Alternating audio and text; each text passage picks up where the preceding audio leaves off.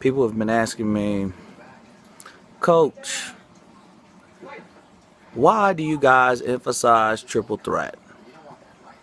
It's not really that we emphasize it. We just know the importance of it.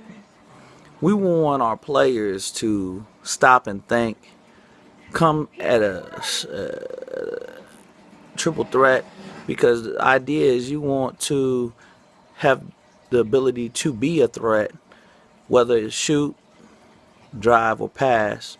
And I use it in those terms because in reality, the only time it's really a threat if I'm guarding you is if I know that you can score. If you're willing to shoot the basket, if you're willing to attack the basket. I mean, if you're just going to stand there and pass the ball, I'll sag off you. I won't give you any respect. In fact, I wouldn't even care if you take a shot because I know you can't shoot because you always looking just to pass.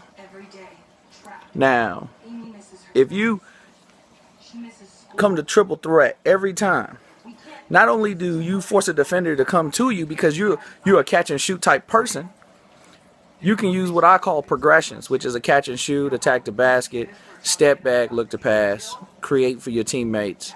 But that all stems from starting off at a triple threat and then using a basketball move. I think people forget to use a basketball move all the time, whether it's a jab step, a pump fake, a sweep through, rip through, any of those moves. I think a lot of great players that have made it to college, made it past college, have all utilized the triple threat and used those basketball moves, a jab step, a sweep through, a rip through, any of those moves, a pump fake.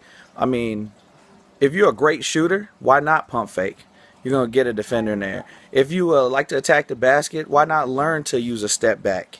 Why not become very proficient in your mid-range? Because they know that you like to attack the basket. So all of a sudden you stop and you hit that mid-range jump shot, you change the whole complexity of the game.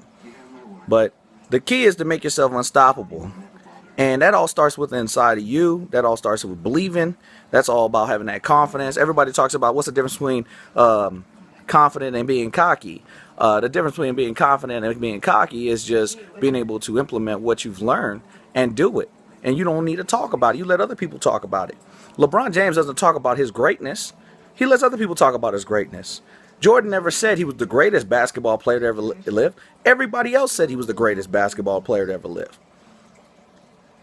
You see what I'm saying? This is where, but it all stems from starting off, doing a little triple threat, doing the little things right. If you watch all the great players, they all come to a stop and force a defender to guard them. When somebody guards them, then you can use their aggressiveness against them. That's when you become a deadly basketball player. And then if they start to double team you, you create for your teammates. Don't be afraid to pass. Don't be afraid to trust your teammates. They trust you. So let's trust them. It has to be a mutual thing. That's what team is about anyways. So do your triple threat. Do a basketball move. And then from there, see what happens.